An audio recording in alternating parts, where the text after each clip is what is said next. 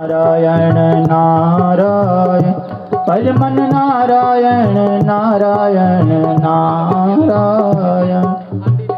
और यति ने कहा, अरे पुत्र का मोह छोड़ दो, इस जन्म में तो क्या 7 जन्म में तुम्हारी कोई संतान नहीं होगी। और इस प्रकार से वह ब्राह्मण देवता जो है और जाकर के रुदन करने लगे, रोने लगे। विप्र ने कहा, महाराज पुत्र का मोह छोड़ दो। पूर्व काल में सगर राजा के जो है 60,000 पुत्र जो है कपिल ऋषि के श्राप से भस्म हो गए और उनको पुत्र का दुख से जो है उन्हें रोना पड़ा। राजा अंग को जो है पुत्र के वास्ते जो है बड़ा दुखी होने लगे। जो है अंग का जो पुत्र हुआ, अंग बड़े धर्मात्मा थे, पुत्र जो है बड़ा दुष्ट निकला। तो इसलिए कभी पुत्र जो है दुष्ट हो जाए तो उसका दुख तो जन्म जन्म तक रोना ही पड़ता है। इसलिए तुम छोड़ दो ये पुत्र का जो तुम बार बार रटन लगाए हैं, ये मोह माया में मत। संसार के मोह को, दुख का कारण जो है ये पुत्र ही है। इस मोह के कारण संतान और धन में आसक्ति हो जाती है। और यदि विचार पूर्वक देखा जाए तो न कोई किसी का पुत्र है, न कोई किसी का पिता है। अज्ञान के कारण जीव जो है दिन रात दुख भोगता है। आसक्तियों में पड़ा हुआ चक्रवर्ती राजा भी सुख से वंचित रह जाता है। इसलिए पुत्र का मोह तुम त्याग दो। तो यति ने बहुत समझाया, फिर भी जो है ब्राह्मण नहीं माने।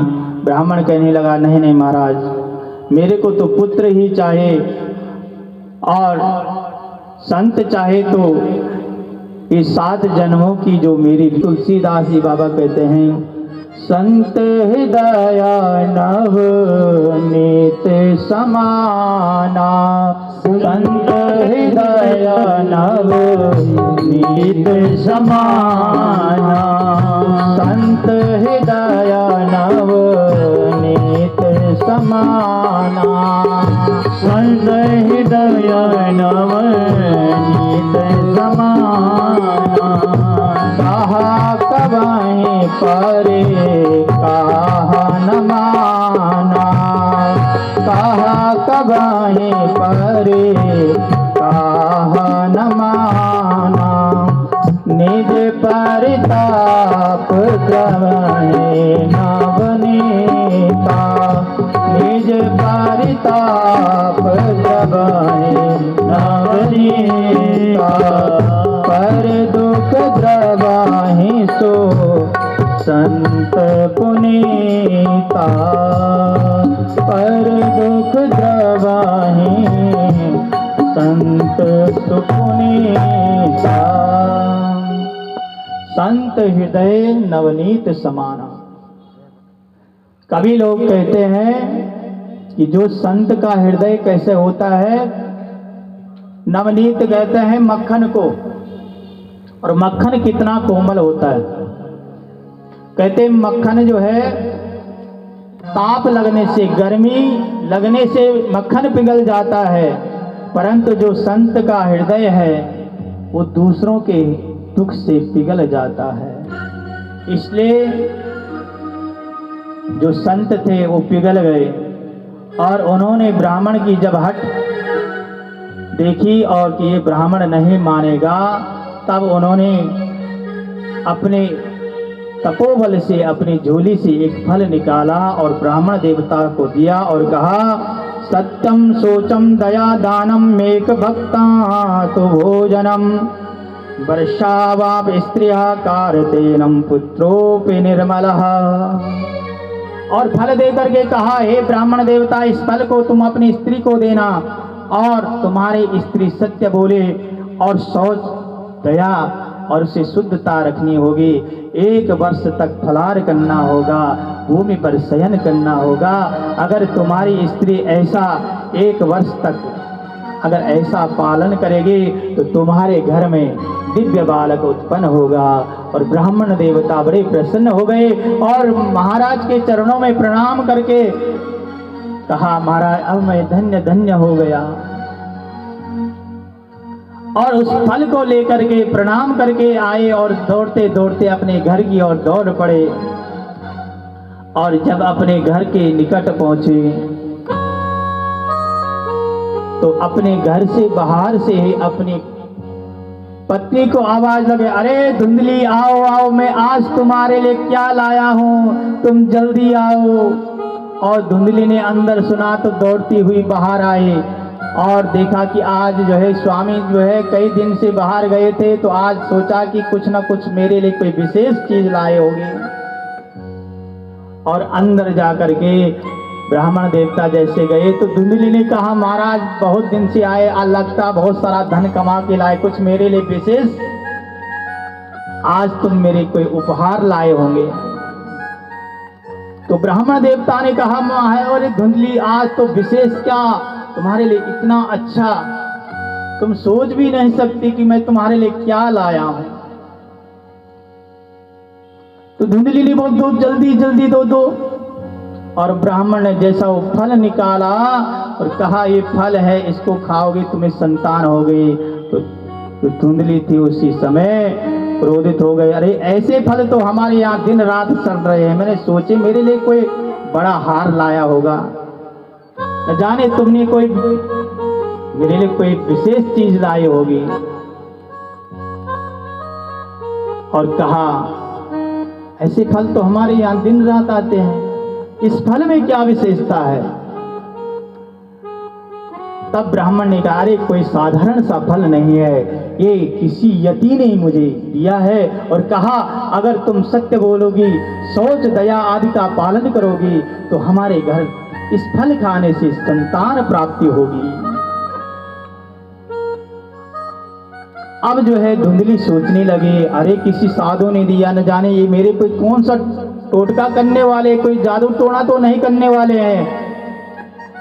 ब्राह्मण ने कहा, इस फल को खाओ खाओ।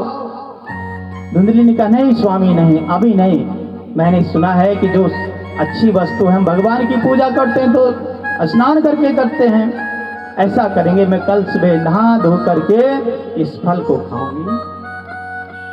और ब्राह्मण देवता भी बड़े प्रसन्न हो गए कि चलो नहा धो के तुम इस फल को खा लेना। अब जो है धुंधली को रात भर नींद नहीं आई, सोचने लगे कि पंडित जी मेरे पे कोई जादू टोना तो नहीं कराना चाहते, कहीं मुझे मार तो नहीं देना चाहते हैं। अब बुद्धि उल्टी तो उल्टी ही सोचेगी।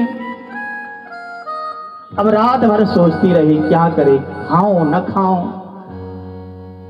अब जो है ब्राह्मण देवता सुबह सुबह अपने पूजा पाठ भी चल दिए। धुंधली से कहा, तुम नहा धो के फल जरूर खाना। धुंधली ने कहा, महाराज मैं अवश्य खाऊंगा, आप जाओ जाओ। अब धुंधली परेशान। अब धुंधली की जो पड़ोसन जो उसकी सखी थी आए, अब उसने कहा, अरे बहन आज तो मेरे ऊपर पहाड़ टूट पड़ा। अरे क्या पहाड़ टूटा? पतिदेव ने कहीं से एक फल लाया है, कहा इसको खाने से तुम्हें संतान प्राप्ति होगी। अब न जाने ये फल में क्या सा जादू टोना कर रखा है, मैं तो इसे नहीं खाऊंगी।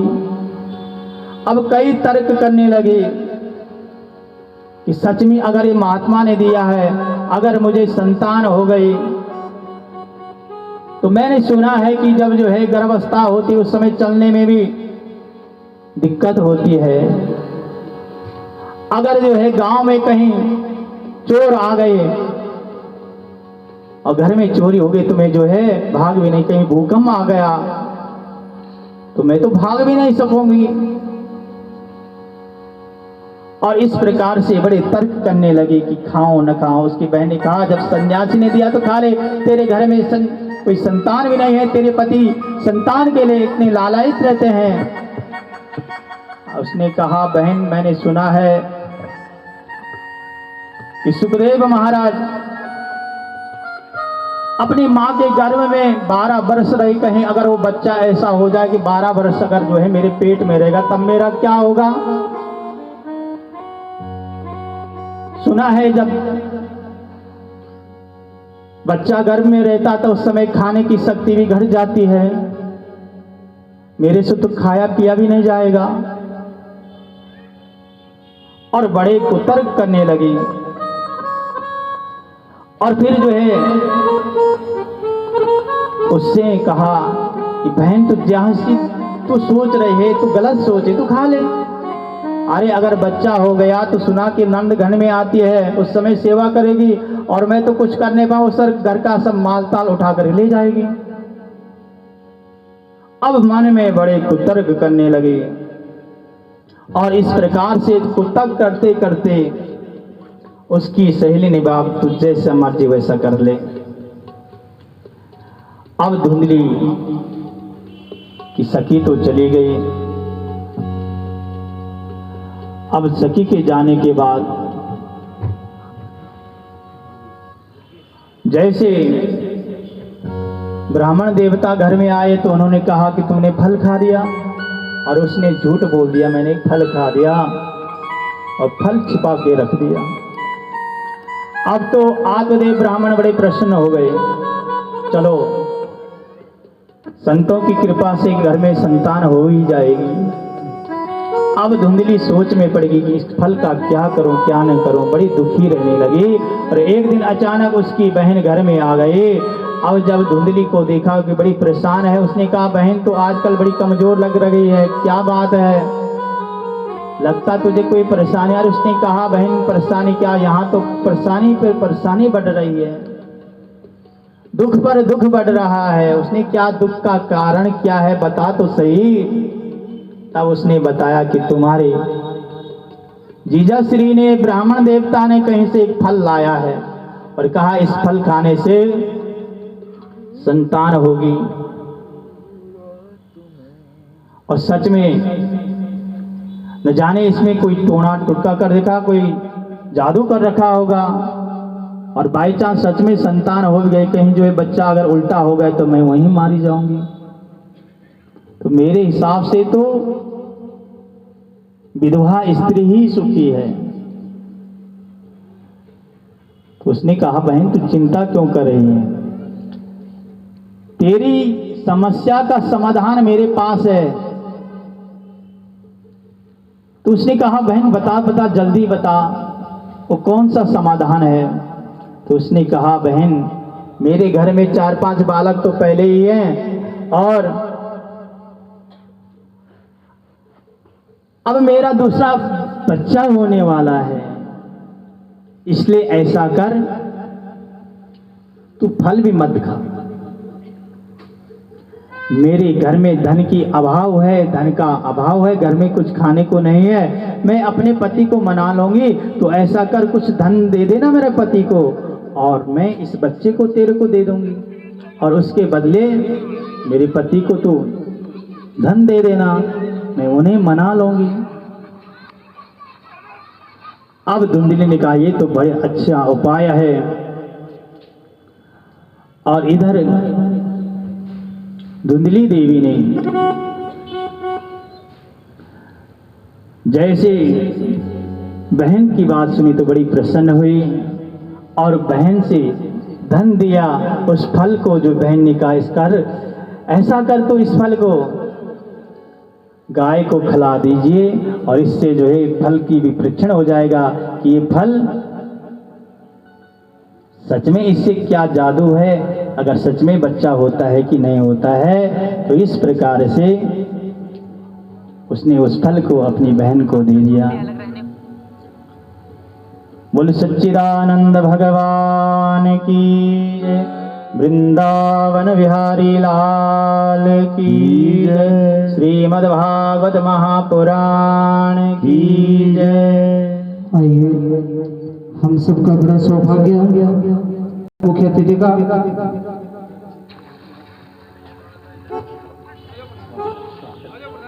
उसके पश्चात हमारे मुख्य अतिथि का माल्यार्पण राजकुमार रतन दीप ज्वेलर्स के द्वारा। आदरणीय हमारे यशपाल प्रधान जी हैं, आप भी हमारे आए हुए मुख्य अतिथि का सम्मान करने के लिए मंच पर आ जाएं। माल्यार्पण से एक बार जोरदार तालियों से स्वागत करें। कहते हैं नीम का पेड़ कोई चंदन से कम नहीं है, और हमारा श्रीमान सुरेश खुराना जी आप भी मंच पर आ जाएं।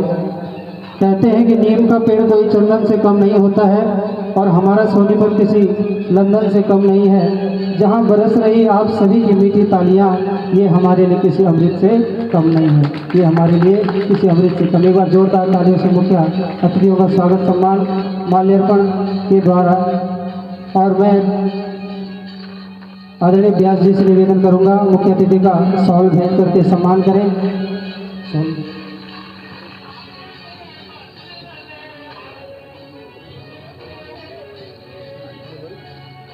और आदरणीय हमारे जो बीच में आज के मुख्य अतिथि है उनका सम्मान व्यासपीठ से हो रहा है। धन्य है ऐसे दिव्य आत्मा जो आपके द्वारा ही ऐसे सत्संग और जो सनातन धर्म की हमारी जो नींव है आपके ही कंधों पर टिकी रहती है। आपके क्षण और सहयोग से ही हम आगे बढ़ते हैं और ऐसे धर्म का प्रचार करते रहते हैं। और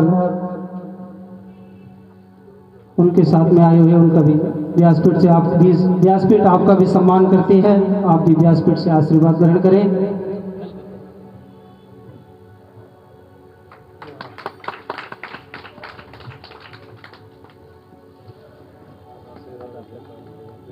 कहते हैं कि जन सेवा की भावना पर पीड़ा संताप ऐसी सृष्टि अब कहाँ जैसे दानी आप। एक बार सभी दानीदाताओं के भी बहुत बहुत धन्यवाद करें।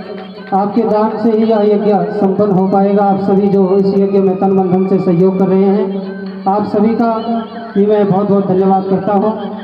आदरणीय हमारे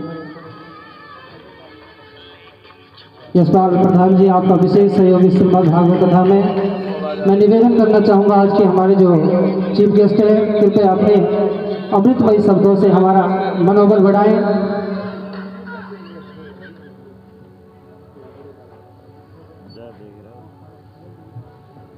जय जय श्री राधे। जय जय श्री राधे। जय जय श्री राधे। जय जय श्री राधे। व्यास गद्दी पर विराजमान पंडित गणेश जी शास्त्री,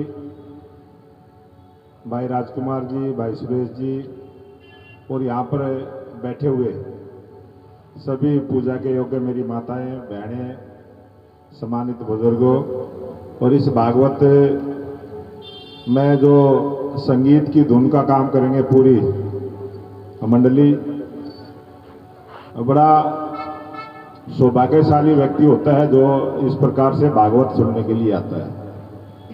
और ये भागवत सुनने का मौका प्रभु की कृपा से ही मिलता है। ये हमारे शास्त्रों में भी आप उसको बताएंगे, भी शास्त्री जी बताएंगे, क्योंकि आदमी अपने काम में इतना व्यस्त है कि इन चीज़ों की तरफ ध्यान नहीं आता है। लेकिन वो परिवार बहुत सौभाग्यशाली हैं जिन परिवारों से हमारी माताएं, हमारे बुजुर्ग इस प्रोग्राम में आए हैं। मैं अपनी तरफ से उन सब का हार्दिक अभिनंदन और स्वागत करता हूँ। ये जीवन में बहुत सारी चीजें आदमी देखता है, बहुत सारे काम भी करता है, लेकिन भागवत सुनने का समय जिसको मिल जाए वो बहुत सौभाग्यशाली होता है। भगवान की उसके ऊपर कृपा होती है। और पूरी तमाम जिन लोगों के द्वारा ये आयोजन हो रहा है उनका भी मैं बहुत बहुत धन्यवाद करता हूँ, क्योंकि इन कामों से ही जो हमारी संस्कृति, हमारा संस्कार, ये जो आज पूरा देश जो बचा है ये इन्हीं कामों की वजह से बचा है, धर्म के प्रचार की वजह से बचा है। तो आप सब अपनी, क्योंकि जिस आदमी ने जिस जगह पे जन्म लिया है, हमारे शास्त्रों में भी सारी चीजें बताई जाएंगी। हिंदू धर्म एक ऐसा धर्म है जो सभी धर्मों का आदर करता है और सभी धर्म के जो कार्य होते हैं उनमें हम भागीदारी भी करते हैं। बाकी जो अन्य धर्म के लोग हैं वो हिंदू धर्म के जो आयोजन है उनसे दूरी बना कर रखते हैं। उसका कारण यही है कि जो उनके गुरु हैं वो इस प्रकार का उनमें संस्कार देने का काम नहीं करते कि भाई सबका आदर सम्मान करना चाहिए। तो हम सब का एक दूसरे का आदर सम्मान करते हुए जब जब देश के अंदर जातिवाद, परिवारवाद, क्षेत्रवाद हैवी होगा, उसी समय देश कमजोर होगा। जब हमारा देश गुलाम हुआ था तब भी यही कारण थे। तो इन कारणों को हमने पैदा नहीं होने देना। अपने समाज को, अपने देश को जोड़े रखना है, यही हमारी ताकत है। और उस ताकत का जो शक्ति है वो इन्हीं धार्मिक कार्यों से हमें मिलेगी। जितनी भी हम अपने धर्म के प्रति आस्था रखेंगे उतना ये देश मजबूत रहेगा, उतना ही हमारे परिवार मजबूत रहेंगे, उतना ही जो जिस प्रकार से आज पूरी दुनिया के देश देखते हैं कि आज हिंदुस्तान किस तरफ चल रहा है,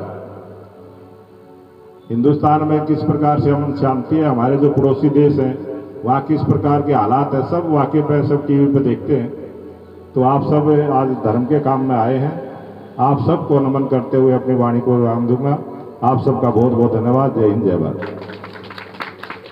आदरणीय मुख्य अतिथि जी, 2 मिनट का समय आपका और लेंगे। हमारे बीच में एक महानुभाव आदरणीय विश्वनाथ जी भी पहुंचे हैं, वो भी आपका आदर सम्मान करना चाहते हैं। उनसे निवेदन है कि आप भी आइए।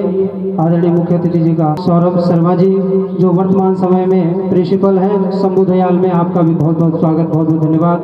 और आपसे निवेदन करते हैं आए हुए हमारे मुख्य अतिथि का माल्यार्पण करके उनका स्वागत करें। खुशियों पर मान की रवानी होगी, जिंदगी से कोई न कोई कहानी होगी। हम कार्यक्रम चार चांद लगाते रहेंगे अगर आपकी तालियों की कुर्बानी होगी। एक बार जोरदार तालियों से स्वागत करें।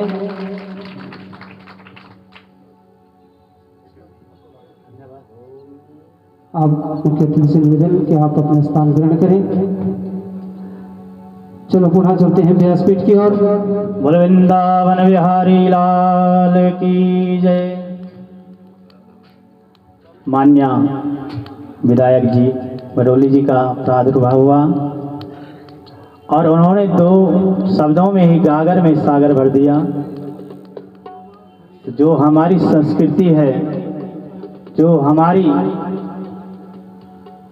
इस सनातन संस्कृति को बढ़ाने में मातृशक्ति का संयोग है, और जिस देश में ऐसे नेता इस धर्म ध्वजा को आगे बढ़ाने में लगे हैं तो वहाँ का धर्म कभी नहीं गिर सकता।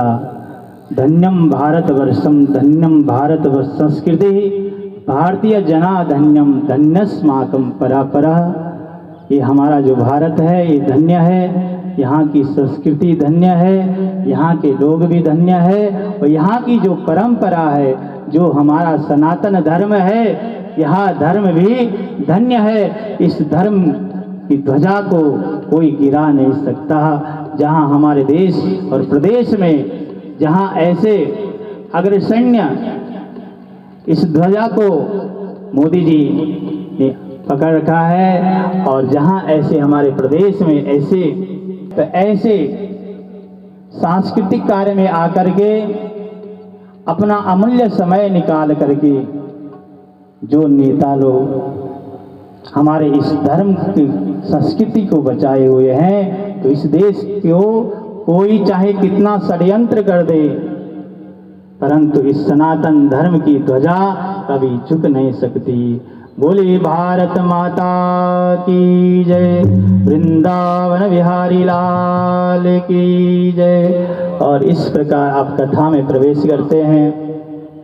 आप कथा में श्रवण कर रहे थे कि जब जो है धुंधली ने वहाँ फल नहीं खाया और बहन ने उसे कहा मैं तुझे अपना बालक दे दूंगा, इसके बदले तू मेरे पति को धन दे देना, और तू ऐसा करना कि जब तक मेरा बच्चा नहीं होता तब तक तो प्रत्येक दिन प्रत्येक महीने अपने पेट पर एक एक कपड़ा लपेटते रहना, जिससे ब्राह्मण देवता को भी यह लगे कि तू गर्भवती है। अब धुंधली ने ये युक्ति सोच ली, वो फल तो गाय को खिला दिया और वो दिन पर जो है एक एक पेट पर जो है कपड़ा लपेटने लगी। अब जैसे ब्राह्मण ने देखा कि आज जो है पत्नी का पेट बढ़ गया तो बड़ा प्रसन्न हुआ। अब तो जो धुंधली थी वो जो है नाटक करने लगे, अब तो मेरे पांव भारी हो गए, अब खट्टे खाने का मन करता है, स्वामी जी आज ये चीज लाओ कल वो चीज लाओ। अब तो नए नए जो है ब्राह्मण देवता कभी जो है खट्टा ला रहे हैं, कभी मिठा ला रहे हैं, कभी कुछ ला रहे हैं। अब तो पत्नी की सेवा में लगे हुए हैं। और धुंधली देवी धीरे धीरे एक महीना बीता, फिर दूसरा कपड़ा, फिर तीसरा कपड़ा, पेड़ तो भारी। बस स्वामी जी अब तो पलंग पर बस खाना भी वहीं लाओ, भोजन भी वहीं लाओ, पानी भी वहीं लाओ।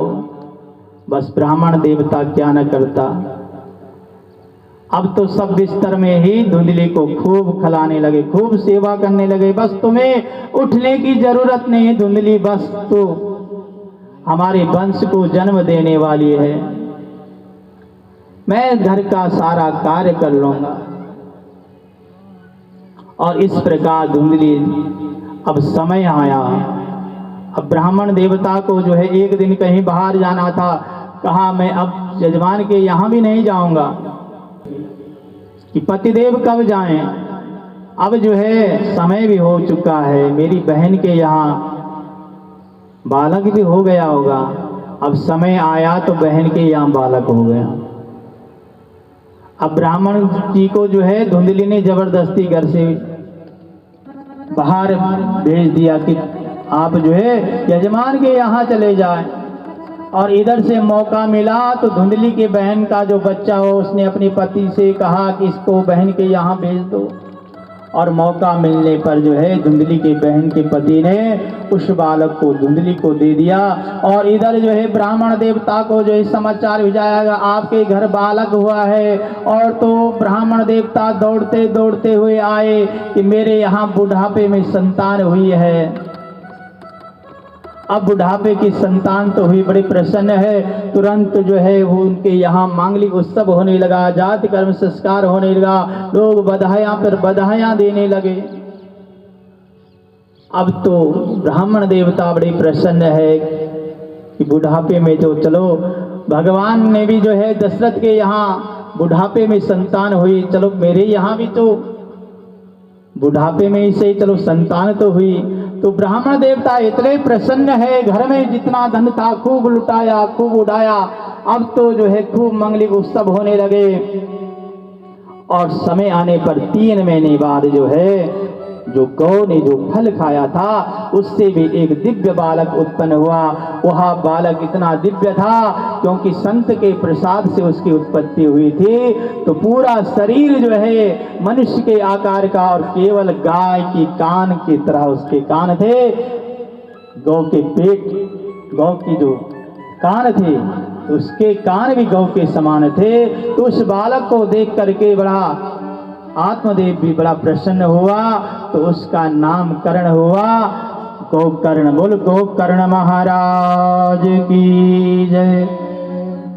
और फिर दोनों का जाति कर्म संस्कार करा करके आत्मदेव ने खूब दान किया, दोनों का उपनयन संस्कार कराया।